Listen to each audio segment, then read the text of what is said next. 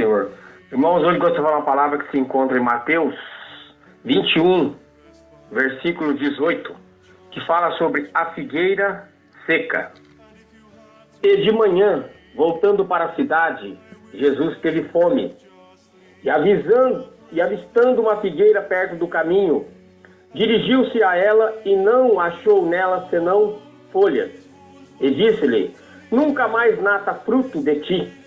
E a figueira secou imediatamente. E os discípulos, vendo isso, maravilhavam-se, dizendo: como secou imediatamente a figueira? Jesus, porém, respondendo, disse-lhes: em verdade vos digo que se tiverdes fé e não duvidardes, não só farei o que foi feito à figueira, mas até se a este monte disserdes: ergue-te e precipita-te no mar, assim será feito. E tudo que pedirdes na oração, crendo, o recebereis. Aleluia. Mas é uma palavra, irmãos, uma palavra que fala muito em nossos corações. Por que Jesus haveria de secar aquela figueira? Aleluia.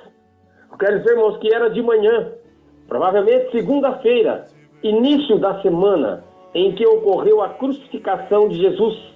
Os discípulos estavam saindo de Jerusalém em direção à cidade de Betânia, à beira do caminho, e ao longe podiam-se avistar uma frondosa e linda figueira.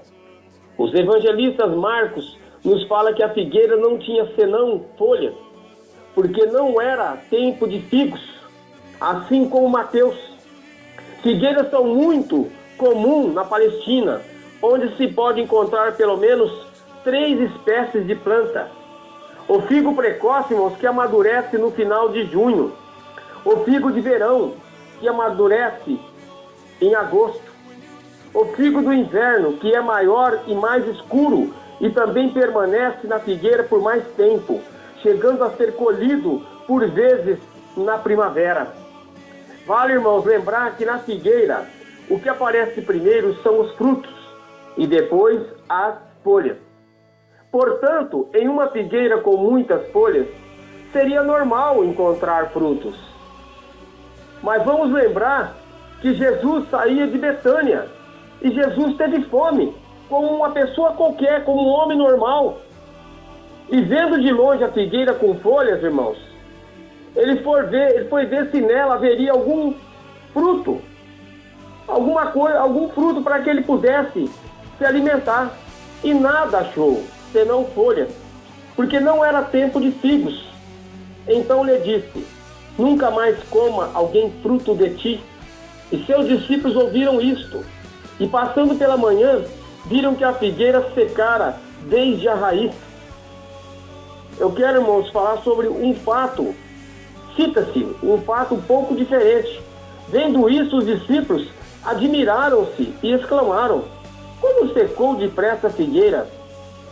Teria murchado imediatamente, como se diz em Mateus?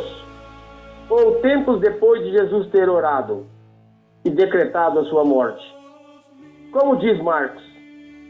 Mas isso não é o mais importante. O fato é que aconteceu.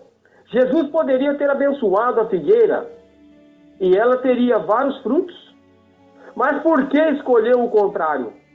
O mestre da vida, aquele que curava os doentes, mortos, expulsava demônios. Por que não transformar a figueira numa figueira frutífera? Se nós procurarmos uma resposta, irmãos, talvez nós encontremos nos acontecimentos que ocorreram com o mestre horas antes. Primeiro, a entrada triunfal de Jesus em Jerusalém, montado em um jumentinho, aclamado pela multidão. Está em Mateus 11. Estavam presentes ali os fariseus revoltados, cheios de ódio e inveja, pedindo silêncio para as crianças que louvavam a Jesus.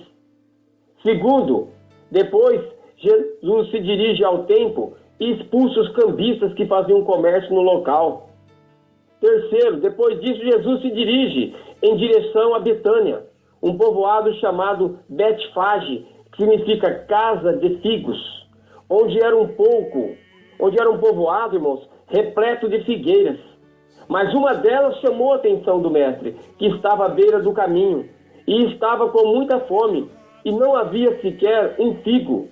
Assim como o templo da casa de oração havia transformado, irmãos, em um covil de ladrões, a casa dos figos também dava demonstração de igual valor. Jesus comparou aonde ele passou antes com o que ele estava passando agora. Aquela figueira sem frutos, mas com muitas folhas, era simplesmente um engano. Ela atraía os famintos, mas não saciava a fome. Assim era a casa por onde Jesus havia passado.